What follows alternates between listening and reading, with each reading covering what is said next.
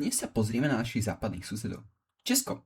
Krajina, kde je pivo lacnejšie ako voda, kde sa v každom druhom vtipe hovorí po česky a kde sa na diaľnici D1 opravuje povrch už od čias Rakúsko-Uhorska. Poďme na to.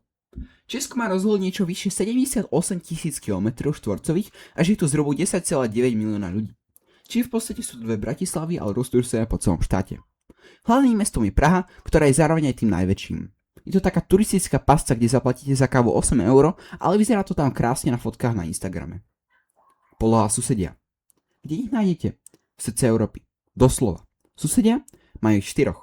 Nemecko, Poľsko, Rakúsko a nás, Slovensko. Stále majú asi najlepší vzťah, lebo stále si rozumieme, aj keď si navzájom robíme srandu z toho, ako si komolíme jazyk. Mena. Stále si držia českú korunu. Takže ak tam idete, musíte počítať v hlavách, či vás to pivo nevyšlo na cenu ojazdeného favorita.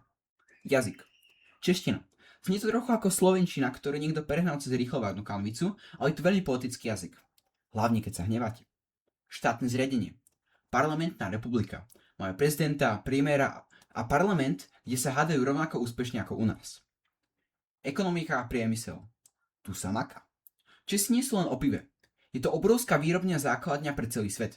Ak vidíte auto, ktoré nevyzerá úplne ako svoj Mad Max, je veľká šanca, že sa skladalo niekde v Mladej Boleslavi alebo Nošoviciach.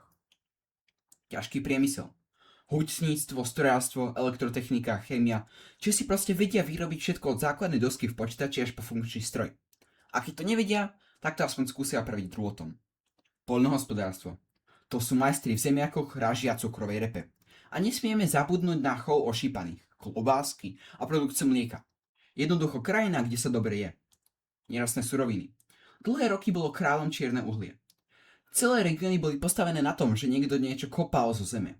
Dnes sa od toho našťastie ustupuje, pretože sa snažia tváriť ako moderná zelená ekonomika. Ale tá čierna tradícia v nich ostala. Hlavne v tom, ako hlboko vedia dosiahnuť do vrecka, keď si objednávajú ďalšie pivo. Záver. Takže Česko. Krajina technických talentov, skvelých pivovarov a miest, ktoré musíte aspoň raz vidieť. Ak sa tam vyberiete, nezabudnite si dať sviečkovú.